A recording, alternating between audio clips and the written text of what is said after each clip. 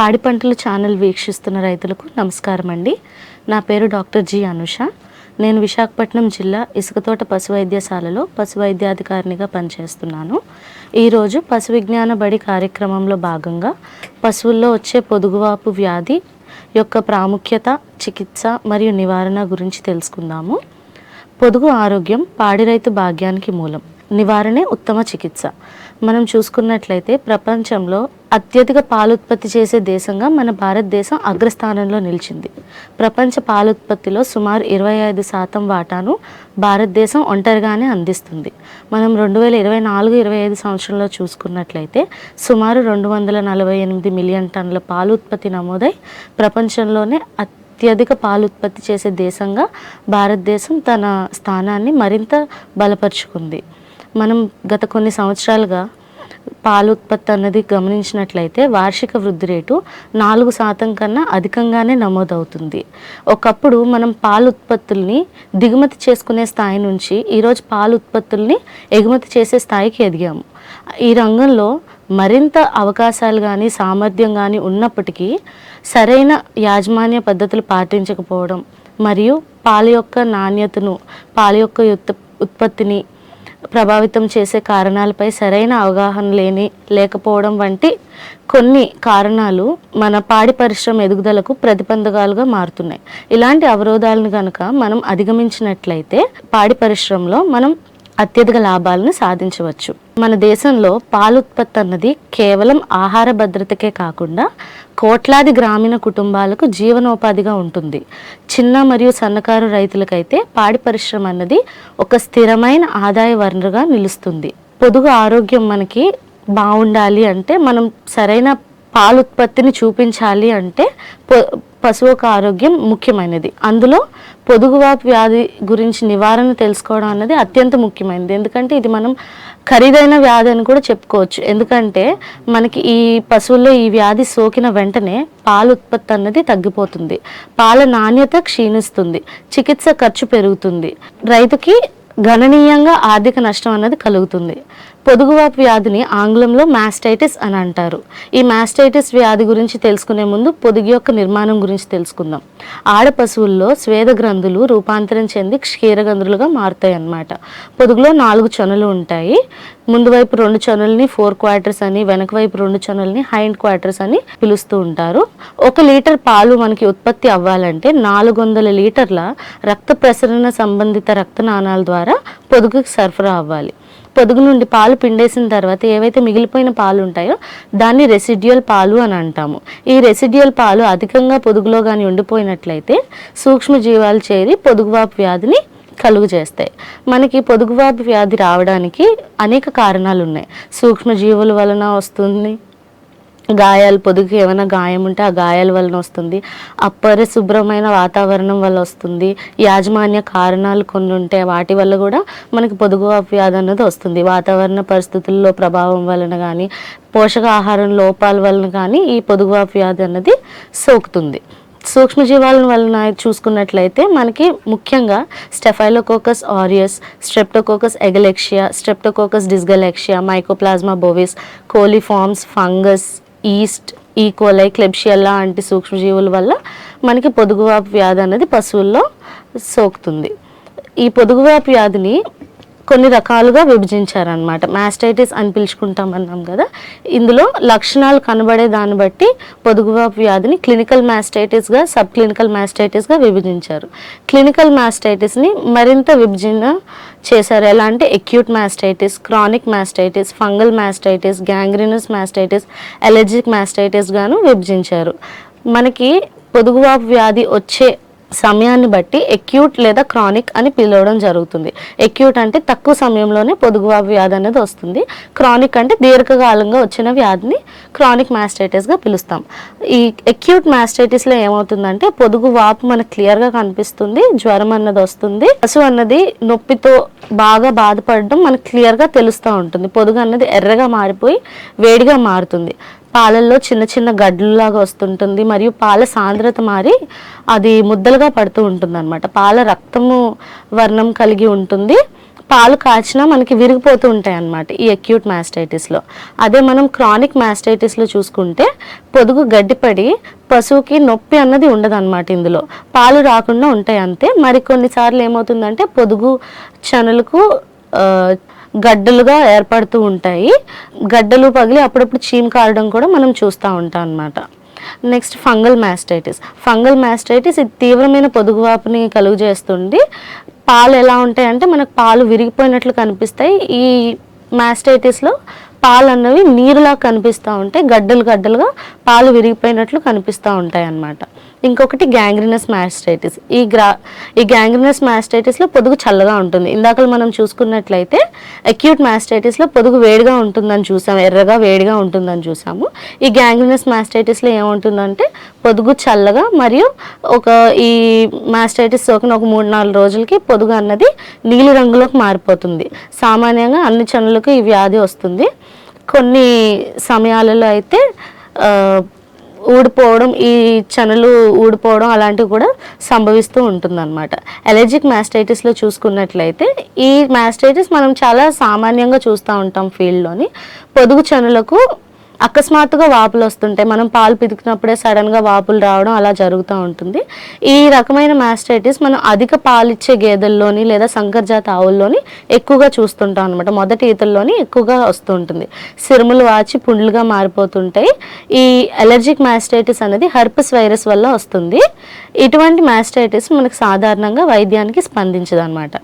Sub clinical mastitis, ఇందాక చెప్పుకున్నట్టు మాస్టైటిస్ని 2 రకాలుగా విభజిస్తే క్లినికల్ మాస్టైటిస్ అన్నది లక్షణాలు కనిపిస్తూ ఉంటాయి.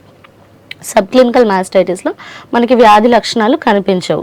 ఇందులో ఎటువంటి లక్షణాలు కనిపించవు. పొదుగులో కానీ పాలల్లో కానీ ఎటువంటి లక్షణాలను మనకు కనిపించదు. సడన్గా అకస్మాత్తుగా పాలు దిగుబడి అనేది తగ్గిపోతుంది.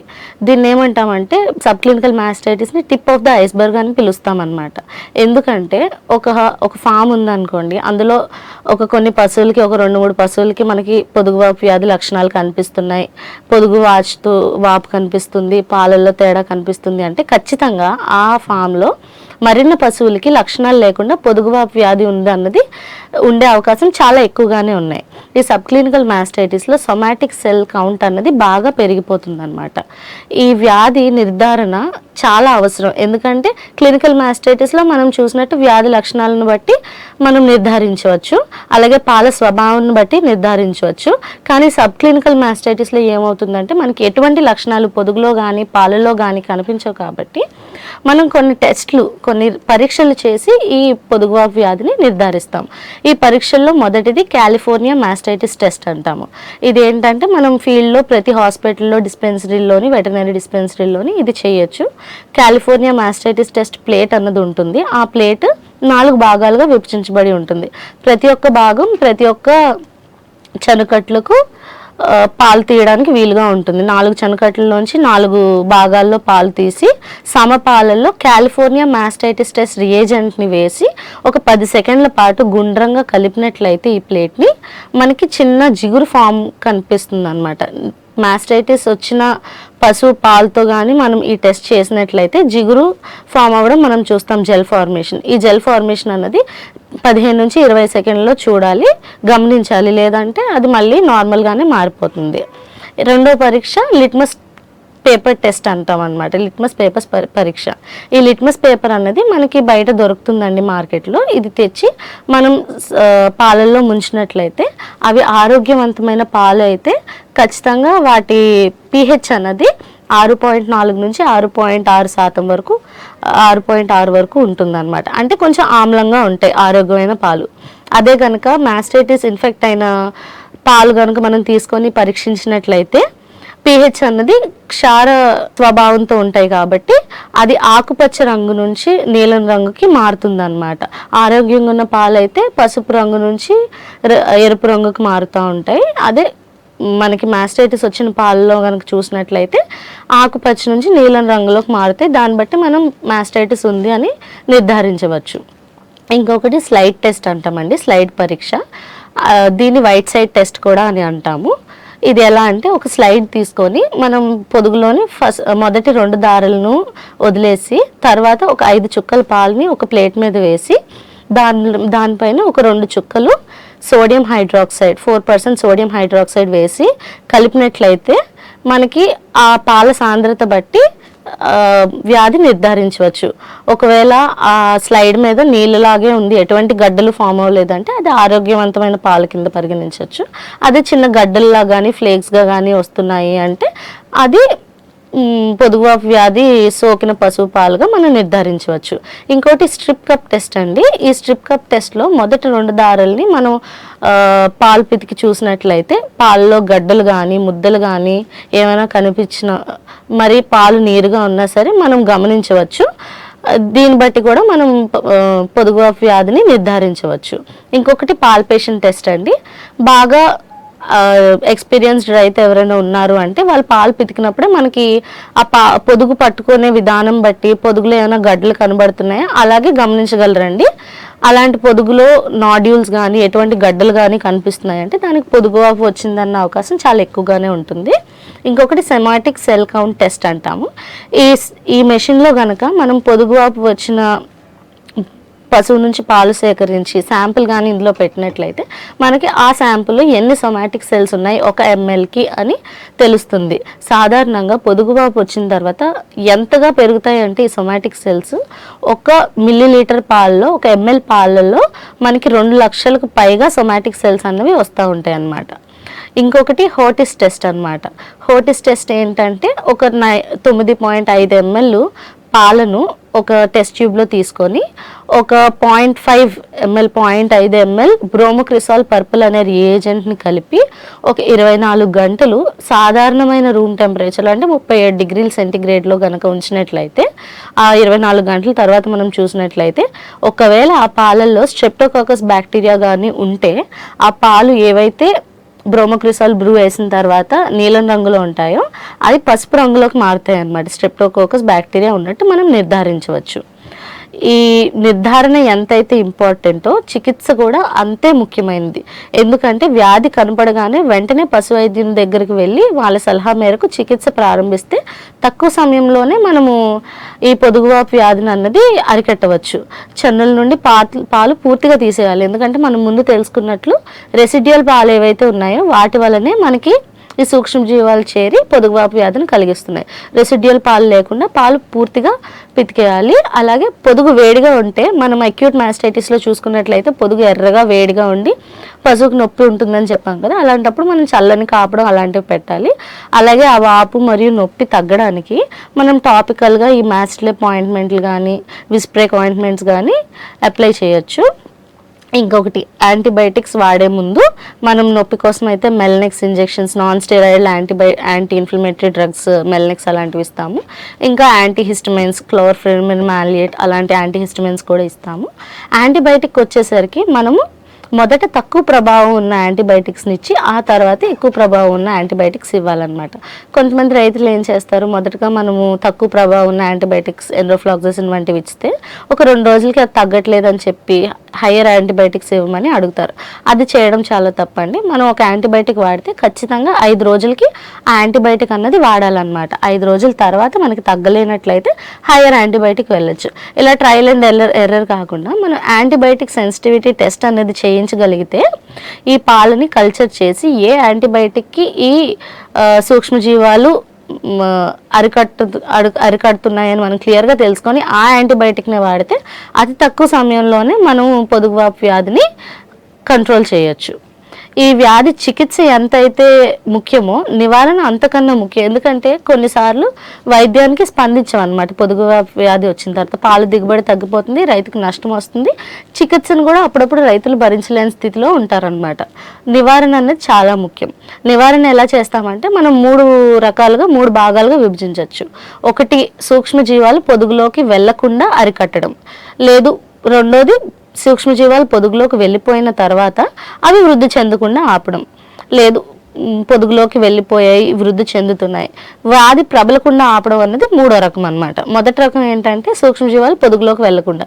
ఇది ఎలా సాధించవచ్చు అంటే శుభ్రమైన పాలు ఉత్పత్తి, పరిశుభ్రమైన పాలు ఉత్పత్తి. అంటే మనం పాలు పితికే ముందు పొదుగుని కొంచెం గోరువెచ్చని నీళ్ళతో ఒక శుభ్రమైన కాటన్ క్లాత్తో తుడిచి పాలు పితకడం చేసి పాలు పితికేసి మళ్ళీ పాలు పితికేసిన తర్వాత ఏదైతే మనము దూడకి కొంచెం పాలు వదులుతామో దూడ తాగేసిన తర్వాత మనం పొదుగు అన్నది పొటాషియం పర్మాంగనేట్ ద్రవం చిన్న పలుకుల్లా దొరుకుతాయండి, మన ప్రతి డిస్పెన్సరీలోని ఉంటాయి. అవి కొంచెం నీళ్ళల్లో కలిపి మనం పొదుగు కడిగినట్లయితే ఈ సూక్ష్మజీవాలు అన్నవి లోపలికి వెళ్లకుండా ఉంటాయి.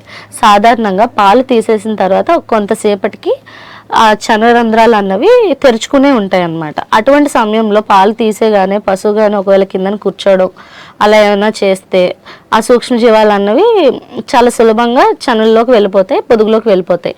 అలాంటప్పుడు మనం ఏం చేయగలము అంటే పాలు తీసేసిన తర్వాత దానికి పశువుకు కొంచెం గడ్డి వేసామనుకోండి, ఆ గడ్డిని తీసుకుంటున్న సమయం అంతా అది నించొనే ఉంటుంది పశువు.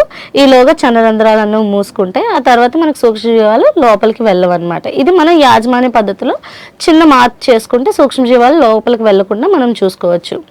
ఇంకొకటి ఏంటంటే పశువు ఆరోగ్యం ఎంత ముఖ్యమో పొదుగు కడగడం ఎంత ముఖ్యమో పాలు పితికే మనిషి కూడా అంతే శుభ్రంగా ఉండాలి. వాళ్ళ చేతులు శుభ్రపరచుకొని మనము పాలు అనేది పితికించాలన్నమాట.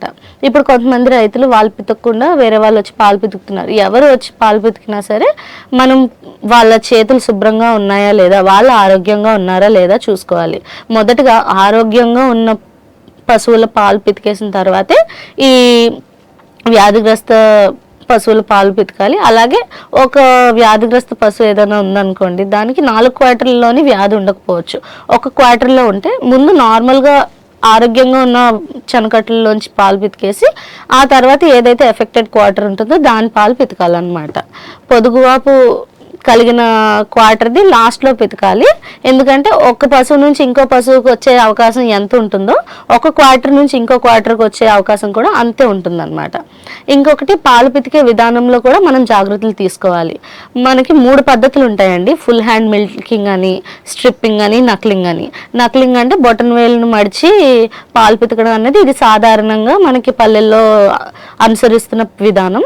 కానీ ఇది ఏమవుతుందంటే ఒక ప్లేస్లో మనం కంటిన్యూస్గా అలాగా ఒత్తిడిని క్రియేట్ చేస్తున్నాము అంటే అక్కడ గాయపడుతుంది, ఆ చెనకట్టు అనేది గాయపడి అక్కడ మనకి మాస్టైటిస్ వచ్చే అవకాశాలు ఎక్కువగా ఉంటాయి.